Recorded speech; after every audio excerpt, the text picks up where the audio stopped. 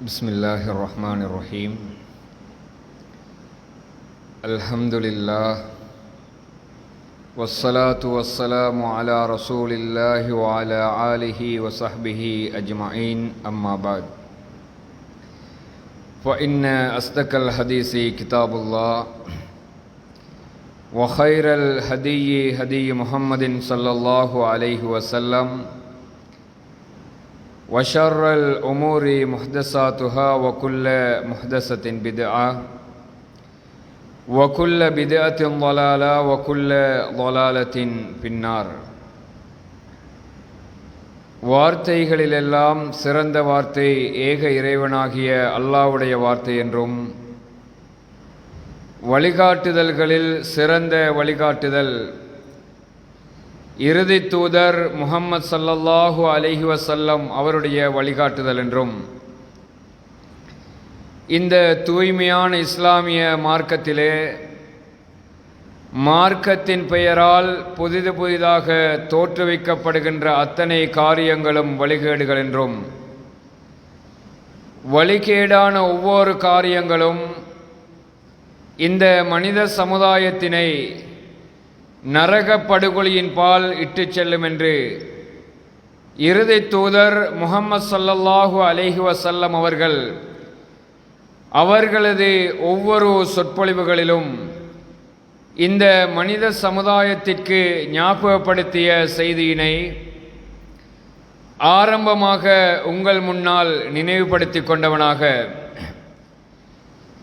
இந்த உலகத்தை படைத்து பரிபாலிக்கின்ற நாயன் அல்லாஹ் அவன் ஒருவனை தவிர வேறு யாரும் இல்லை என்றும், நபி முஹம்மது ஸல்லல்லாஹு அலைஹி வஸல்லம் அவர்கள் இறைவனது இறுதி தூதர் என்றும், ஏகத்துவ திருக்கலிமாவினை சாட்சியம் சொல்லிக் கொண்டவனாக இன்றைய வெள்ளி ஹுத்துபாவினை ஆரம்பம் செய்யலாம் என்று ஆசைப்படுகின்றேன். அன்பிற்குரிய அல்லாஹ்வின் நல்லடியார்களே, அருமை தோழர்களே, இன்றைய ஜும்மாவுடைய இந்த உரையினில் அடிக்கடி ஞாபகப்படுத்தப்பட வேண்டிய, என்றாலும் அதிகமான காலங்கள் ஞாபகப்படுத்தப்படாத ஒரு தலைப்பினை இன்றைய வெள்ளி ஹுத்துபாவில் பேசலாம் என்று ஆசைப்படுகின்றேன். மனிதர்களாக இருக்கக்கூடிய நாம், அதிலும் குறிப்பாக ஏகத்துவத்தை எமது கொள்கையாக ஏற்றிருக்கக்கூடிய நாம், அல்லாஹ்வுடைய தீனை இந்த உலகத்திலே வாழ வைக்க வேண்டும் என்பதில் எங்களுடைய வாழ்க்கையை அமைக்க கடமைப்பட்டிருக்கக்கூடிய நாங்கள், இந்த இஸ்லாம் என்ற மிக பேரருளாக கிடைக்கப்பட்ட ஒரு நிஅமத்தை சுமந்திருக்கின்ற நாம்,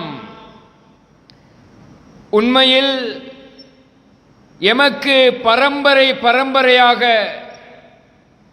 எனது தந்தை முஸ்லீமாக இருந்தார், அதனால் நான் முஸ்லீமாக இருக்கிறேன், எனது வாப்பாவினுடைய வாப்பா முஸ்லீமாக இருந்தார், அதனால் இன்றைக்கு நான் இஸ்லாமியனாக இருக்கிறேன் என்று எம்மில் அதிகமான மனிதர்கள் இந்த இஸ்லாத்தினுடைய மகத்துவங்களை அறிந்து கொள்ளாமல், இந்த இஸ்லாம் எப்படி இந்த உலகத்திலே இன்றைக்கு விருட்சம் பெற்றிருக்கிறது என்ற அந்த அடிப்படை அறிவுகளை எல்லாம் தெரிந்து கொள்ளாமல், ஒரு பரம்பரையாக கிடைத்த ஒரு சொத்தாக இஸ்லாத்தை நாங்கள் பார்த்து கொண்டிருக்கிறோம். அன்பிற்குரிய அல்லாஹ்வின் நல்லடியார்களே, உண்மையில் இந்த இஸ்லாம் எங்களுக்கு கிடைத்தது என்பது இந்த உலகத்தில் ஒரு மனிதன் பெறுகின்ற எல்லா விதமான அருட்கொடைகளை விட, அவனுக்கு கிடைத்திருக்கின்ற எல்லா விதமான பொக்கிஷங்களை விட, ஒரு மனிதனுக்கு இஸ்லாம் கிடைத்திருக்கிறது என்றால் அதுதான் இந்த உலகத்திலே அவனுக்கு கிடைக்கப்பட்டிருக்கின்ற மிகப்பெரிய ஒரு பேரருளாக இருக்கிறது என்பதை மனிதர்களில் அதிகமானவர்கள் நாங்கள் மறந்திருக்கின்றோம். ஏனென்றால் இந்த இஸ்லாம் இன்றைக்கு எமக்கு கிடைக்கப் பெறுவதற்கு அதனுடைய அத்திவாரங்களில் எத்தனை உயிர்கள் ஷஹீதாக்கப்பட்டிருக்கிறது என்பதை நாங்கள் அறியவில்லை. இந்த இஸ்லாத்துக்காக வேண்டி எத்தனை மனிதர்கள் அவருடைய வாழ்க்கையை இந்த இஸ்லாத்தினுடைய வளர்ச்சிக்கு அடித்தளமாக இட்டிருக்கிறார்கள். உயிர்களை, உடைமைகளை, அவருடைய சொத்துக்களை, அவர்கள் பெற்றெடுத்த பிள்ளைகளை, அவருடைய வாழ்க்கையை என்று அதிகமானதை அடமானம் வைத்ததை போல இந்த இஸ்லாம் அதற்கு அடித்தளமாக இட்ட அந்த அடிப்படைகளை மறந்து நாங்கள் வாழ்ந்து கொண்டிருக்கின்றோம்.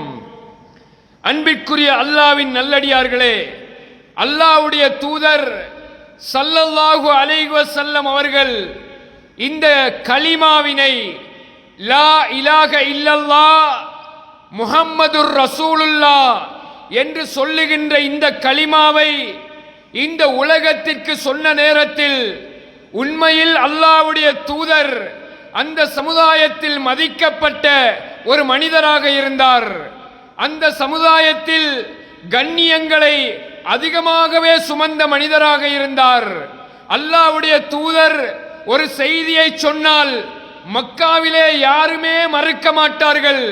அல்லாஹ்வுடைய தூதரை கண்டால் எல்லோருமே அவரை மெச்சுவார்கள். உண்மையாளர், நம்பிக்கையாளர், நல்ல மனிதர், ஏழைகளுக்கு உதவுகின்றவர், நல்ல குணங்களை கொண்டவர் என்று அல்லாஹ்வுடைய தூதரை அன்றைய குறைஷிய வம்சத்தினர் மிக பெரிய ஒரு இடத்திலே வைத்தார்கள். அன்பிற்குரியவர்களே, எப்பொழுது அல்லாஹ்வுடைய தூதர் நானும் நீங்களும் சொல்லி இருக்கின்ற, எனது பிள்ளையும் உங்களது மனைவிகளும் சொல்லி இருக்கின்ற இந்த லா இலாஹ இல்லல்லாஹ், அல்லாஹ்வை தவிர வேறு கடவுள் யாருமே இல்லை, வ அன்ன முஹம்மதுர் ரசூலுல்லாஹ், அல்லாஹ்வுடைய தூதர் முஹம்மது ரசூலுல்லாஹ் என்ற வார்த்தையை அல்லாஹ்வுடைய தூதர் அந்த சமுதாயத்திலே எப்பொழுது சொன்னார்களோ வரலாற்றில் கதைகளாக படித்திருக்கிறோம். இஸ்லாம் புத்தகங்களில் பாடங்களாக படித்திருக்கிறோம். பயான்களில் மெய் சிலிர்க்க சில சம்பவங்களை கேட்டிருக்கிறோம். ஆனால் அந்த சம்பவங்களுக்கு அல்லாஹ்வுடைய தூதர் சொன்ன அதே கொள்கையை நாங்களும் ஏற்றிருக்கிறோம். நபிகள் நாயகம் ஸல்லல்லாஹு அலைஹி வஸல்லம் அவர்கள் இந்த கலிமாவை அந்த மக்களுக்கு சொன்ன நேரத்தில் முதலாவதாக அல்லாஹ்வுடைய தூதருக்கு மண்ணை எடுத்து அவருடைய முகத்திலே தப்பல்லக யா முகம்மது, முகம்மதே நீ நாசமாய் போய்விட வேண்டும் என்று அவருடைய சாச்சா அபூலகப் முதலாவதாக மண்ணை எறிந்தார். சிறு பிள்ளைகளை ஏவிவிட்டு அல்லாஹ்வுடைய தூதர் பாதையிலே போகின்ற நேரம் கற்களை எடுத்து அடிக்க வைத்தார்கள். எந்த மனிதரை வாயார புகழ்ந்தார்களோ அந்த அல்லாஹ்வுடைய தூதரை பைத்தியக்காரர் என்றும், பொய் சொல்லுகின்றவர் என்றும், மூதாதையர்களை திட்டுகின்றவர்கள் என்றும், எமது சிலைகளை ஏசுகின்றவர்கள் என்றும் படுபயங்கரமான அவதூறுகளை அல்லாஹ்வுடைய தூதருக்கு சொன்னார்கள். காரணம் என்ன தெரியுமா? நாங்கள் சொல்லி இருக்கின்ற அதே கலிமாவை அல்லாஹ்வுடைய தூதர் சொன்னார்கள். அன்பிற்குரியவர்களே, எந்த அளவுக்கென்றால் அல்லாஹ்வுடைய தூதர் ஸல்லல்லாஹு அலைஹி வஸல்லம் அவர்களுக்கு இபாதத்துக்களை சுதந்திரமாக செய்ய முடியாது. ஒரு தொழுகையை கூட நிம்மதியாக தொழ முடியாது. அல்லாஹ்வுடைய தூதர் சுஜூதிலே இருக்கிறார்கள்.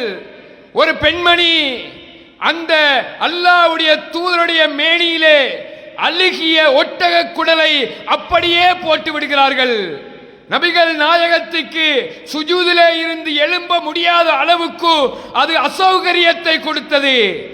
அப்படி ஒரு விதமான மானசீகமான தாக்குதல். பாதையில் போகின்ற நேரம் குப்பைகளையும் கூலங்களையும் அவர்களுடைய பொன்மேனியிலே கொட்டி விடுவார்கள்.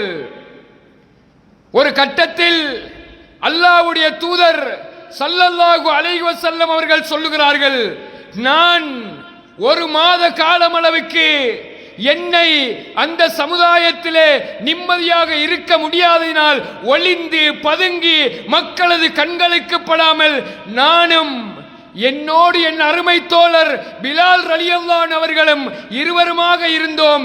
எனக்கு பசி தாங்க முடியாத நேரத்திலே பிலால் ரலியல்லாஹு அவர்கள் மெல்லமாக நகர்ந்து ஊருக்குள்ளால் சென்று ஒரு கையளவு, அந்த ஹதீஸிலே வருகிறது, அப்படியே கை இடுக்குக்குள்ளால் வைத்துக்கொண்டு மறைத்துக்கொண்டு அல்லாஹ்வுடைய தூதருக்கு அந்த உணவை கொண்டு வருவார்கள். நபிகள் நாயகம் சொன்னார்கள், இந்த கலிமாவை நான் ஏற்றுக்கொண்டதற்காக நானும் எனது தோழர்களும் ஒரு பள்ளத்தாக்கிலே ஒரு மாத காலம் அடைக்கப்பட்டு உண்ணுவதற்கு உணவு கிடையாது, குடிப்பதற்கு தண்ணீர் கிடையாது, அங்கே இருக்கின்ற இலைகளையும் குலைகளையும் உண்டு எப்படி ஆடு மாடுகள் அதனுடைய மலங்களை கழிக்கிறதோ அது போல நாங்கள் வாழ்ந்து வந்தோம் என்று பேசுகிறார்கள். அன்பிற்குரிய அல்லாஹ்வின் நல்லடியார்களே, அவருடைய காலத்திலே இருக்கின்ற இந்த லா இலாஹ இல்லல்லாஹ் என்ற கொள்கையை, இந்த கலிமாவை அவர்கள் ஏற்றுக்கொண்டதற்காக வேண்டி அவர்கள் பட்ட துன்பங்களை, துயரங்களை, கஷ்டங்களை ஹதீஸ்களில் விலாவாரியாக விவரிக்கப்படுகிறது. எந்த அளவுக்கு தெரியுமா? அல்லாஹ்வுடைய தூதர் அவரை ஏற்றுக்கொண்ட சஹாபாக்கள் ஹப்பாப் ரலியல்லாஹு அவருடைய வரலாற்றை படித்து பாருங்கள். உம்மு அம்மாரா ரலியல்லாஹு அவர்களுடைய வரலாற்றை படித்து பாருங்கள். யாசிர் ரலியல்லாஹு அவருடைய குடும்பத்தினுடைய வாழ்க்கையை படித்து பாருங்கள். தனது ஈட்டியை உடலிலே வாங்கிக் கொண்டு இஸ்லாத்திற்காக வேண்டி முதலாவது உயிர் துறந்த சுமையா ரலியல்லாஹு அவருடைய வரலாற்றை பாருங்கள். வரலாறுகள் எக்கச்சக்கமாக இருக்கிறது. ஒரு சஹாபியை 2 ஒட்டகங்கள் வரவழைக்கப்பட்டு ஒரு ஒட்டகத்தில் ஒரு கால், அடுத்த ஒட்டகத்திலே மறுகால், இரண்டையும் கட்டி அந்த ஒட்டகத்தை 2 திக்குகளாக விரட்டப்படுகின்ற நேரம் உடல் 2ஆக பிளந்த சம்பவங்களை படித்திருக்கிறோம். படிக்கின்ற நேரம், கேட்கின்ற நேரம் அப்படியே எங்களுடைய மனங்கள் எல்லாம் பதறி போகும். ஹப்பாப் ரலியல்லாஹு அவர்கள் அல்லாஹ்வுடைய தூதரிடத்திலே வருகிறார்கள். வந்து சொல்லுகிறார், அல்லாஹ்வுடைய தூதர் அந்த கஅபாவிலே சாய்ந்து கொண்டிருக்கிறார்கள். ஹப்பாப் ரலியல்லாஹு அவர்கள் ஓடி வந்து சொல்லுகிறார்கள், யா ரசூலல்லாஹ் உதுஉ லனா, எங்களுக்காக துஆ கேளுங்களே, எங்களுக்காக பிரார்த்தனை செய்யுங்களே, இந்த எதிரிகளிடமிருந்து எங்களை காப்பாற்றுவதற்கு இறைவனிடத்திலே நீங்கள் துஆ கேளுங்கள் யா ரசூலல்லாஹ். அல்லாஹ்வுடைய தூதர் சொல்ற வார்த்தையை பாருங்க. எந்த நேரம் உடல்கள் எல்லாம் பிளக்கப்படுகின்ற நேரம், நிம்மதியாக இபாதத் செய்ய முடியாத நேரம், சுதந்திரமாக வெளியிலே நட முடியாத நேரம், அப்படி அடக்குமுறைக்குள் உள்ளாக்கப்படுகின்ற அந்த காலத்திலே அல்லாஹ்வுடைய தூதரிடத்திலே கேட்கிறார்கள், யா ரசூலல்லாஹ் எங்களுக்கு பிரார்த்தனை செய்யுங்கள்.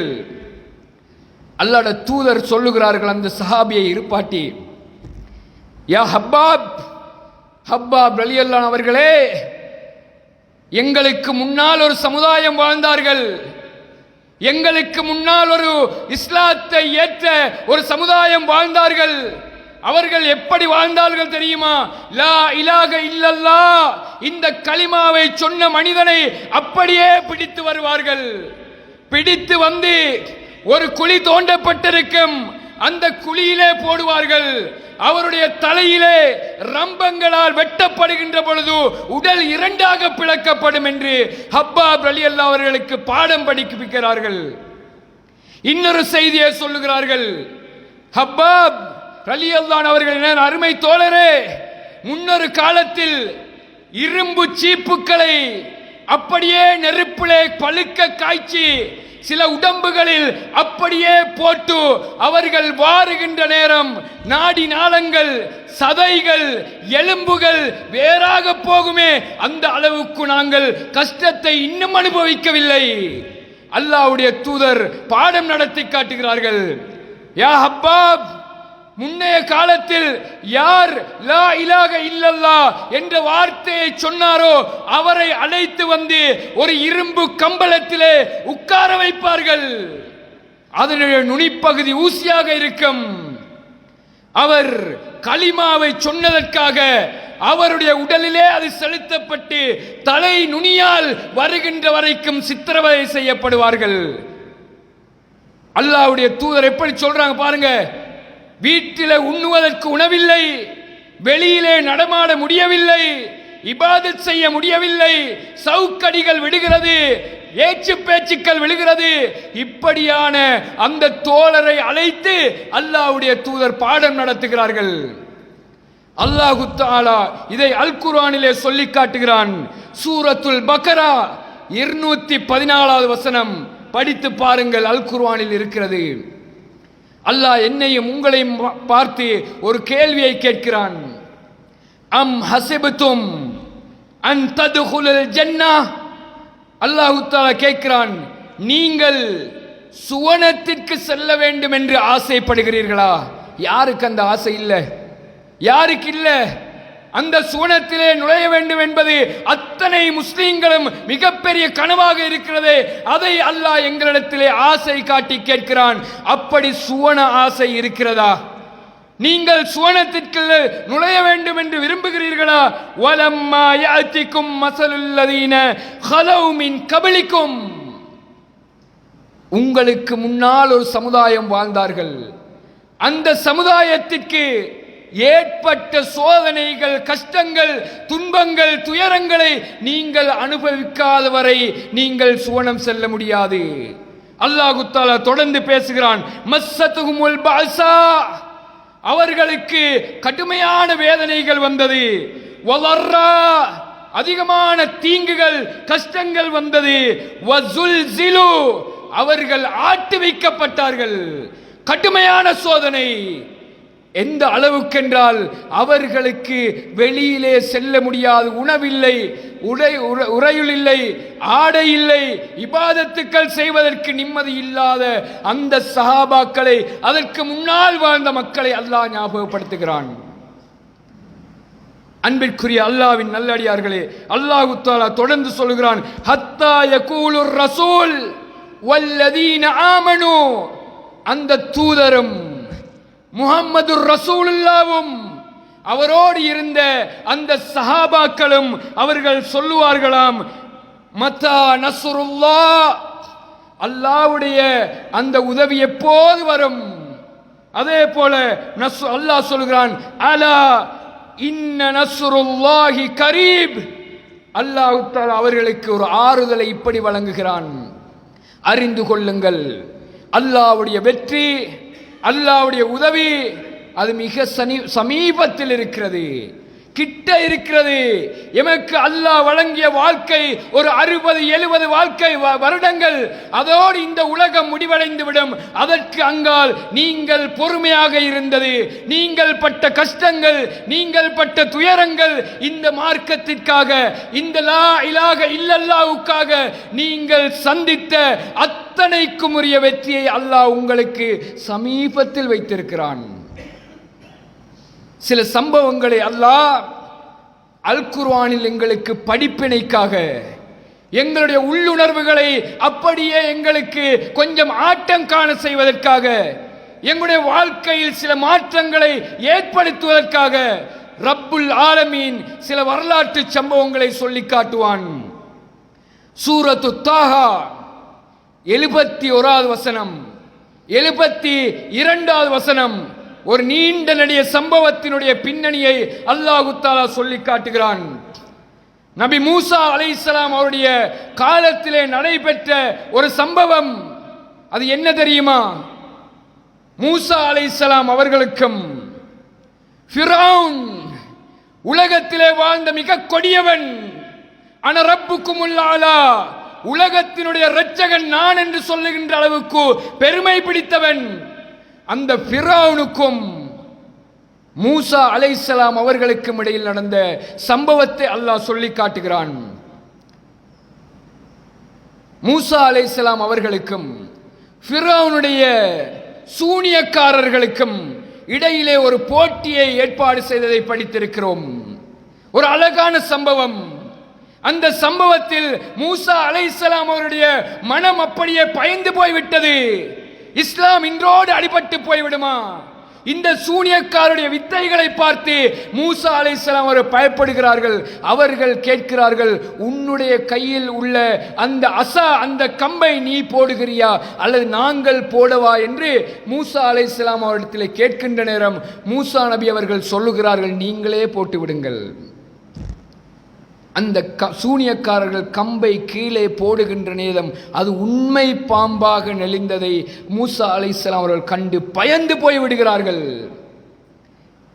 அச்சம் தாங்க முடிய, என்ன இது? அல்லாஹு தஆலா வஹி அறிவிக்கிறான், மூசாவே உனது கையில் உள்ள தடியை கீழே போடு. போடுகின்ற நேரம் அல்லாஹ்வுடைய அற்புதத்தால் அல்லாஹ் மறைமுகமான சில அற்புதங்களை நிகழ்த்துவான், யாரும் அறியாதபடி.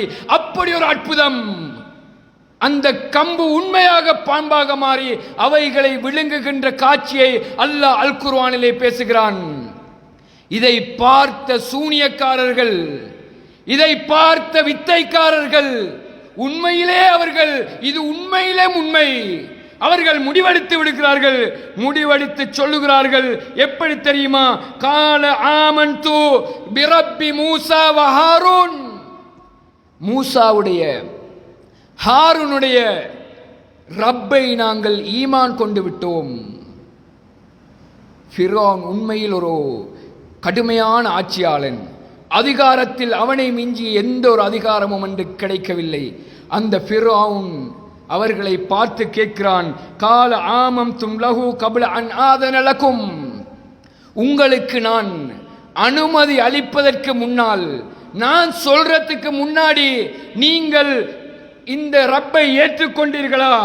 அப்படி சொல்லிட்டு அவன் தொடர்ந்து பேசுகிறான், ஃபலா உகத்தி அன்ன ஐதியக்கும் வ அர்ஜுலக்கும் மின் ஹிலாஃபின், எந்த பெர்மிஷன் இல்லாம, அனுமதி இல்லாம நீங்கள் இஸ்லாத்தை ஏற்றுக்கொண்டால் உங்களுடைய மாறுகால் நான் வெட்டுவேன் என்று சொல்லுகிறான். உங்களை சிறையில அறைவேன், மரத்தில் ஏற்றி உங்களை வெட்டுவேன் என்று கடுமையாக சொல்லுகிறான். எப்ப ஈமான் வந்தது? மூசாவை எதிர்க்க வந்தவர்கள், இஸ்லாத்தை தோக்கடிக்க வந்தவர்கள், ஃபிரௌனை பரிசு பொருட்களுக்கு ஆசைப்பட்டு வந்தவர்கள் சொல்லுகின்ற வார்த்தையை பாருங்கள். காலு, அந்த சூனியக்காரர்கள் சொன்னார்கள், லன் நுதிர அலை அலா மா ஜாஅனா மினல் பையினாத், எங்களுக்கு சத்தியம் வந்த பின்னாடி நீ சொல்றதெல்லாம் நாங்க கேட்க எந்த அவசியமும் இல்லை, எந்த தேவையும் இல்லை. நல்லா கவனிக்க வேண்டியது, யாரு கூட்டிட்டு வந்த ஆக்கள்? ஃபிரௌன் கூட்டிட்டு வந்த படை. அவர்கள் ஃபிரௌனிடம் சொல்லுகிறார்கள், நீ சொல்வதை கேட்பதற்கு இந்த நேரத்திலே தருணம் இல்லை. மினல் பையினாத், உண்மை தெளிவாகிவிட்டது. வல்லதீன ஃபதர்னா, யார் எங்களை படைத்தான் என்பதன் தெளிவாகிவிட்டது. சொல்லிட்டு ஒரு வார்த்தையை சொல்றாங்க. அவன் சொல்றான், மாறுகால் வெட்டுவேன் என்று. ஃபக்லி மா அன்த கால், நீ செல்றத செஞ்சுக்க, நீ தீர்ப்பு எதை கொடுக்க பிரியா அதை தீர்ப்பளிச்சு கொள்ளு. கையை வெட்ட பிரியா வெட்டிக்கொள்ளு, காலை வெட்ட பிரியா வெட்டிக்கொள்ளு, உயிர் எடுக்க பிரியா எடுத்துக்கொள்ளு, என்ன வேணா செஞ்சுக்க என்று சொல்லிட்டு சொல்ற வார்த்தையை பாருங்க. இன்னமா தக்லி ஹாதிஹில் ஹயாத்தி துன்யா, இந்த தீர்ப்பெல்லாம் உலகத்தில் தாயா செல்லும், மறுமையில் எடுபடாது. நீ கையை வெற்றதும், நீ காலை வெற்றதும், நீ உயிரெடுக்கிறதும் எதை வேண்டும் என்றாலும் இந்த உலகத்தில் செய்து கொள், மறுமைக்கு இது செல்லாது.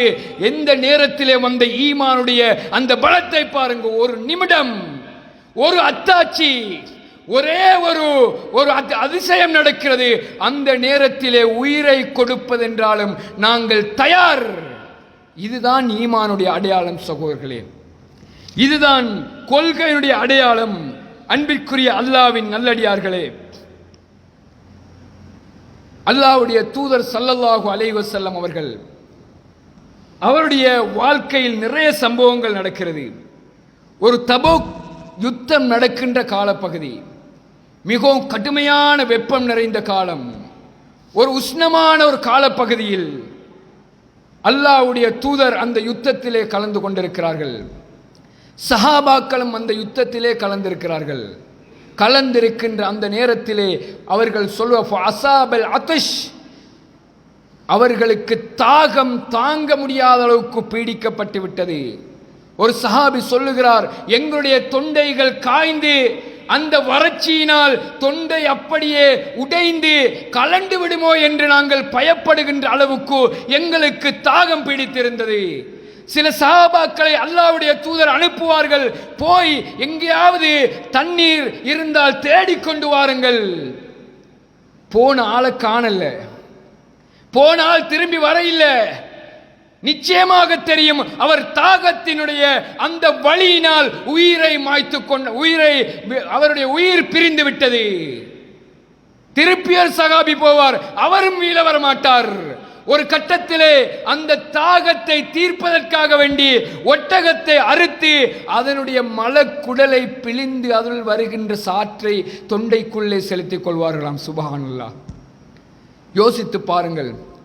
இதுவெல்லாம் எங்களுடைய வரலாற்று சம்பவங்களில் படிக்கின்ற பொழுது இந்த லா இலாஹ இல்லல்லாஹ் முஹம்மதுர் ரசூலுல்லாஹ் இந்த கலிமாவை ஏற்றுக்கொண்டதற்காக ஒரு சமுதாயம் எவ்வளவு பெரிய கஷ்டங்களை பட்டிருக்கிறார்கள். ஹுபைப் ரலியல்லாஹு அன்ஹு அவர்கள் வரலாற்றை நாங்கள் படித்திருக்கிறோம். அவர் ஒரு யுத்தத்திலே கைதியாக பிடிக்கப்படுகிறார். எதிரிப்படை அவரை பிடித்து வைத்துக் கொள்கிறது. அவரை பிடித்து வைத்து இறுதியாக அவருக்கு தீர்ப்பளிக்கப்படுகிறது, அவரை கொலை செய்ய வேண்டும். ஹுபைப் ரலியல்லாஹு அன்ஹு வந்து கேட்கிறாங்க, யா ஹுபைப், ஹுபைபே உன்னுடைய இறுதி ஆசை என்ன? கடைசியா நீ எதை எதிர்பார்க்கிறாய்? ஒரு மரண தண்டனை கைதியிடம் கேட்கின்ற கேள்வியை போல இவரிடத்திலும் கேட்கிறார்கள். அவர் கேட்கிறார், எனக்கு 2 ரக்காத்துக்கள் தொழுவதற்கு அவகாசம் தாருங்கள். 2 ரக்காத் தொழ வேண்டும், அதற்குரிய அனுமதியை தாருங்கள். அவருக்கு அனுமதி வழங்கப்படுகிறது. அவர் சுருக்கமாக 2 ரக்காத்துக்களை தொழுது முடித்து விடுகிறார். அவருக்கு முடியும், நீண்ட நெடிய சூறாக்களை ஓதி அல்லாஹ்வுக்காக வேண்டி தொழ முடியும். இந்த ஹுபைப் ரலியல்லாஹு அன்ஹு அவர்கள் இந்த மரணத்துக்கு பயந்து விட்டார் என்று எதிரிகள் சொல்லக்கூடாது என்பதற்காக நான் இறைவனை சந்திக்கின்ற தருணத்தை அவசரப்படுத்த வேண்டும் என்பதற்காக சுருக்கமாக 2 ரக்காத்துக்களை தொழுதுவிட்டு என்னை கொன்று விடுங்கள் என்று சொல்லுகிறார். அந்த நேரத்தில் ஒரு வாசகத்தை சொல்லி காட்டுகிறார், வலைச உபாலி, எனக்கு எதுவுமே தடை கிடையாது, எனக்கு எந்த ஒரு சங்கடமும் கிடையாது, கவலை கிடையாது, மனதில் பயம் கிடையாது. ஏனென்றால் அந்த ரப்பை நான் சந்திக்க போகிறேன் என்ற ஆத்ம திருப்தியோடு அந்த மனிதர் அந்த சுவனத்தை ஆசைப்பட்டவராக அந்த மரணத்தை ஏற்றுக்கொள்கிறார். அன்பிற்குரிய அல்லாஹ்வின் நல்லடியார்களே, நிதானமாக இங்கே இருக்கக்கூடிய அன்பு சகோதரர்கள், நமது உறவுக்காரர்கள், நண்பர்கள், பாடசாலை மாணவர்கள் அனைவரும் நிதானமாக எங்களுடைய வாழ்க்கையை யோசித்து பாருங்கள். எனது வாழ்க்கையை இந்த வரலாற்று சம்பவங்களோடு ஒப்பிடுகின்ற நேரம் எந்த கலிமாவுக்காக வேண்டி பல இளைஞர்களுடைய வாழ்க்கையும் அவர்களுடைய உதிரங்களும் உடல்களும் சமர்ப்பிக்கப்பட்டதோ அதே கொள்கையை ஏற்றுக்கொண்ட நான், அந்த மார்க்கத்தை ஏற்றுக்கொண்ட எனது வாழ்க்கை இஸ்லாத்துக்காக வேண்டி எனது பங்களிப்பும் எனது அர்ப்பணமும் எனது தியாகமும் எந்த அளவுக்கு இருக்கிறது என்பதை யோசித்து பாருங்கள். உண்மையில் நாங்கள் வெட்கப்பட வேண்டிய ஒரு காலகட்டத்திலே இருக்கிறோம். உண்மையில் அது சொல்ல முடியாத வார்த்தை சகோதரர்களே. ஒரு சமுதாயத்தை நாங்கள் இப்படி மேலோட்டமாக பாருங்கள். அல்லாஹ்வுடைய தீனை சுமந்த இந்த வரலாற்று தியாகிகளுடைய இந்த பரம்பரையைச் சேர்ந்த நாம் எமது வாழ்க்கையையும் இந்த உத்தம தோழர்களுடைய இந்த சம்பவங்களையும் எந்த அடிப்படையில் சகோதரர்களை நாங்கள் சீராக்கப் போகிறோம்? அல்லாஹ் கேட்கிறானே, அவர்கள் பட்ட கஷ்டங்களை நீங்கள் அடையாதவரை சுவனத்தை ஆசைப்படாதீர்கள். ஏனென்றால் நாங்கள் யாரையும் இந்த இடத்திலே குற்றம் சொல்ல விரும்பவில்லை. பாவம் செய்பவர்களை இகழ்ந்து ஏசி அவர்களை தூற்ற விரும்பவில்லை. அல்லாஹ்வை மறந்து வாழுகின்ற எமது உறவுகளை நாங்கள் பகைத்துக் கொள்ள ஆசை இல்லை.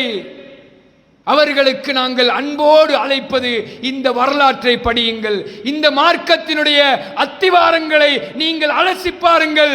சுபஹானல்லாஹ், எந்த மனிதனுடைய உள்ளத்திலே இந்த வரலாற்று தடங்கள் இருக்கிறதோ அவனுக்கு ஒரு தொழுகை தவறவிட மாட்டான். அது அந்த டாபிக் பேச இயலாது. ஏன்? பள்ளியில் 2 பேர் 3 பேர் 4 பேர் சுபஹானல்லாஹ். மிக கவலையான விடயங்கள். இந்த மார்க்கத்தினுடைய அடிப்படைகளை, இந்த மார்க்கம் எப்படி வளர்க்கப்பட்டிருக்கிறது. இன்றைக்கு 2 பில்லியன் 3 பில்லியன் உலகத்திலே 2வது இடத்திலே அதிகமான சனத்தொகை கொண்ட மக்களை கொண்ட மார்க்கம் என்று மார்பு தட்டி பேசுகிறோமே. இந்த மார்க்கத்திலே இருக்கக்கூடிய நாம் அல்லாஹ்வுடைய தீனுக்காக எதை செய்திருக்கிறோம், என்ன செய்து கொண்டிருக்கிறோம், எனது வாழ்க்கையினுடைய எட்டுக்கள், வாழ்க்கையினுடைய பயணங்கள் சரியாக இருக்கிறதா என்று உங்களுடைய சிந்தனைகளை நீங்களே சீர்தூக்கி பாருங்கள். தனியே யோசிச்சு பாருங்க. அப்படியே என்னுடைய வாழ்க்கையை நான் சிந்திக்கின்ற நேரத்தில் எனது வாழ்க்கை பிழை என்பதை அத்தனை மனிதரும் தனக்குத்தானே ஃபத்வா சொல்ல முடியும்.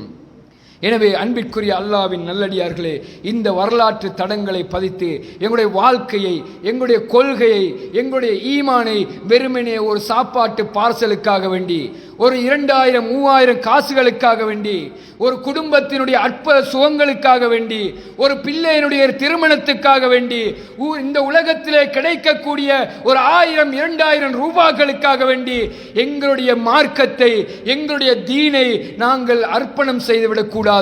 ஏனென்றால் எந்த வழியிலிருந்து அல்லாஹ் எங்களை பாதுகாத்து பித்அத்துக்களில் இருந்து, ஷிர்க்குகளில் இருந்து, மூட பழக்க வழக்கங்களில் இருந்து, சடங்கு சம்பிரதாயங்களில் இருந்து அல்லாஹ் எங்களை பாதுகாத்து தூய்மையான ஒரு பொக்கிஷத்தை, ஒரு அருளை அல்லாஹ் எங்களுக்கு தந்திருக்கிறான். அந்த அருளை சுமந்த நாம் இன்றைக்கு வந்த வழியிலேயே திரும்பி போவதைப் போல சில சம்பவங்களை காண கிடைக்கிறது.